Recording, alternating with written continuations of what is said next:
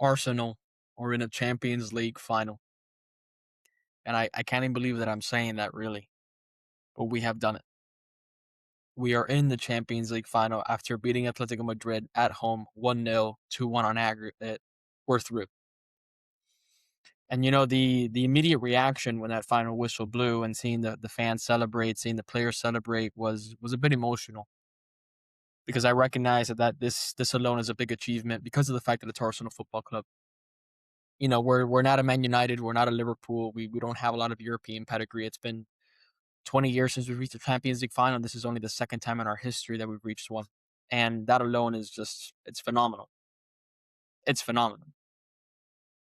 And I've only been supporting Arsenal for a few years. And I can't imagine what it must feel like for those who have been supporting Arsenal for decades.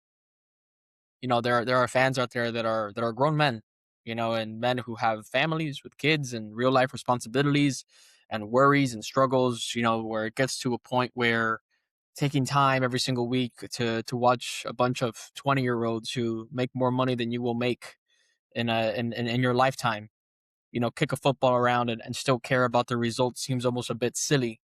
You know, the last time they saw that team in a Champions League final, they were young kids. They were guys in their 20s, who all they really cared about was whether or not that baddie from the club was gonna, give them a ring back and to wait that long when so much has passed, when there's so many different things going on in your life now, to finally get an opportunity to dream again and see your team in a Champions League final. They deserve that more than anybody.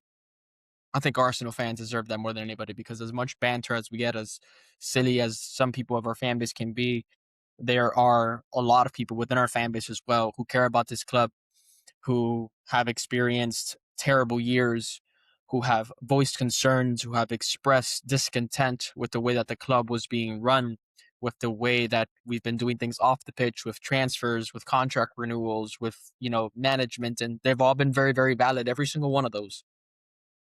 And after 20 years of seeing this club reach the heights, just that reach the heights of the Premier League and compete in Europe, to basically be a banter club and then come back to this stage, that alone is an amazing feeling.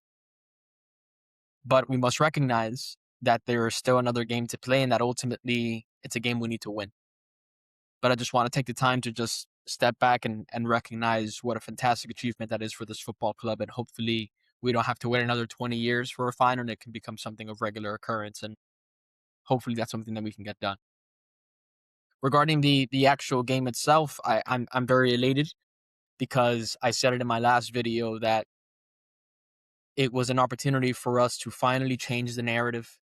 It was an opportunity for us to finally win the game that matters, for us to finally win the game that actually meant something, where the way that pundits and the media and rival fans and everyone speaks about us changes a little bit more because we're in a Champions League final. And granted, look, we've had an easy run in, but I think we earned that by finishing top of the league phase. Atletico Madrid beat a very good Barcelona side, and this is a very good Atletico Madrid with an incredible manager in Simeone, and we beat them. And despite what the scoreline suggests, I think we beat them rather comfortably. We drew at the Wanda Metropolitano. I think they had a very good 20-minute spell in that second half where we were on top. But after that, thing kind of settled down. And then here, I think if it wasn't for nerves, as you're watching as a neutral, if you watch the game back, I think you kind of realize that they didn't really, create any kind of big chance. I think maybe just a mistake from Saliba on that pass back to David Raya. But apart from that, we were kind of in control and we took the game to them both technically and physically. And that's a very difficult thing to do against this Atletico Madrid side. And it's a team that's also very good with the dark arts, with the game management. And we handled that phase of the game very, very well as well. So it was a fantastic performance from us all throughout, and we got the result, and I couldn't be happier. Regarding the 11 itself, I think Arteta went the right way. I think he's found the right combinations. I think we have allowed ourselves to finally use Gyökeres in the right way. This is something that I've actually been calling for a very long time. If you've seen some of my previous videos, Victor Gyökeres, he is not the kind of striker that's going to be able to drop into the space and bring everything together. He is a kind of striker that he likes to run into the channels and run in behind. And when you do that, you need to have guys playing in the interior of the pitch that can receive the ball to go. And I think I alluded to that in my last video. We have been criticizing Zubimendi a lot, and I've said it. I said, hey, you can't expect Zubimendi to get on the ball and you have Martinelli running in behind, and Madueke running in behind, and Gilker is in behind, and Ngapié on the left-hand side with White on the right-hand side, Rice to his left, and only Eze in the 10 as the only passing option, and expect him to be doing passes that are going to be splitting the lines. You just can't. But, when you play with Trossard, who is comfortable coming short and cutting inside, and Saka, who's comfortable cutting short and coming inside, and Calafiori, who's very comfortable on the ball and can cut inside, you now have more passing options. And Lewis Skelly, I think, brings a natural kind of balance because when he wants to drop in deep, Calafiori can come a little bit forward. If he wants to come forward, Calafiori can occupy the space that he was occupying, and it creates a natural balance. And that allows us now to use Gyökeres to his strengths, running in behind, using his physicality, instead of him having to be the one that links up the play. Trossard, Saka, and Eze kind of hugging those channels allows you to do that. And we're getting the best out of him. And that's why I think he's had the best 2 games in an Arsenal shirt has been his last 2 games. And we've seen that now, and we've unlocked it. And I think that should be the blueprint moving forward, not only with the remainder of the games, but also the kind of profiles of players that we bring in this summer window, because I think this is probably Trossard's last season at Arsenal Football Club.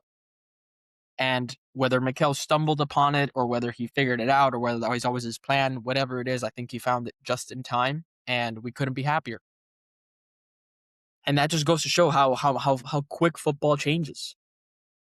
And I said that if we won that game yesterday, that we will go ahead and we will beat West Ham, and I definitely believe it because the feeling now amongst the fan base, the media, the players, the manager, it's all connected now. Now you are walking, talking, playing, feeling like and acting like champions, and I have no doubt in my mind that we will take care of the job against West Ham. And if we beat West Ham, we will be Premier League champions, and then we have an opportunity to dream in a Champions League final where anything can happen. But I'm just so glad that we finally find ourselves in a position where there's a feel-good factor again. And listen, there's still critics about Mikel. There's still lots of criticize there. But I've seen more from him in these last 2-3 fixtures with the squad selection, the squad rotation, the management of players. It's a Champions League semifinal, and you took off Bukayo Saka in the 60th minute because you recognize he's not fully fit. You took off Calafiori because you recognize he's not fully fit. This is the same manager who, going away to Man United with an injured Partey, literally pushed him onto the pitch to stop the counterattack. So to see that, to trust his squad, to trust his players, that's all we've been asking for. The way he's managed this team and these players over the last 2-3 fixtures is what we've been asking for. And frankly, had he done that earlier, we probably would have already had a few titles to our name. And I'm hoping that this is something that he continues to show for the remainder of the season, that he continues to choose certain horses for courses, and that this is a new attribute that he's bringing to his managerial career, which can actually allow us to extend this process in this Mikel Arteta project that I myself was one that was calling for it to end come the end of the season because of the stagnation. This process has seen us progress. It's seen us go forward from the level of attacking play to the competitions that we were competing for. And then over the last year and a half, I think due to poor squad management, poor transfer decisions, and poor tactics, it's gone stagnant and then it went backwards. And just recently, Mikel turned it around, and now it seems to be coming up. The football, the tactics, the game management, the attacking style of play, everything seems to be on the come up again. And there's no surprise that we feel like something special is actually going to happen. And we're connected to this team and the manager. Even the way he speaks in the media has changed. People asked him, what's the message that you have for the fans coming into the semifinal? And there was none of that stupid, bring your lunch, bring your dinner, bring your snack, bring your protein shake, bring your freaking gran, your uncle, your mom, your sister, your dad. It was just, nothing needs to be said. We know what's at stake. Let's go for it. We're connected to him again. None of this bullshit with trying to, pick and choose and be this enigmatic manager regarding injuries. Is very straight to the point. This player is not available. This player is available. This player will make it. This player's in the squad. This player isn't. None of that BS. We're finally connecting to this guy again. And more of that, please. And you saw everyone's been talking about how the environment, the atmosphere at the Emirates was the best that it's ever been. Even pundits like Wayne Rooney, who have come to the Emirates in some big games, have said they've never seen anything like it. It just goes to show that if you deliver good football on the pitch, if you are a manager who speaks in a way that fans can connect with, the fans will bring it. The fans will bring that passion. I think some of the best atmospheres we ever saw was actually in the 2022-2023 season when people were, singing "We've Got Granit Xhaka" and Mikel Arteta and Eddie, Eddie. That was perhaps the best atmosphere that we saw because we connected with this team. And since then, it's gone backwards because there is a lack of connectivity between what you're saying, what we're seeing on the pitch, what we're seeing with transfers. And you don't need to tell us to bring it. We will bring it. The fans will bring it so long as you deliver on the pitch. And that's the kind of symbiotic relationship that we're seeing. And just everything feels right once again. And it will amount to something. I think that at least the Premier League will be given to us, and then we can talk about the Champions League. But that feeling is back. That love is back. I'm enjoying watching the Arsenal again. And it's been a while since I could said that.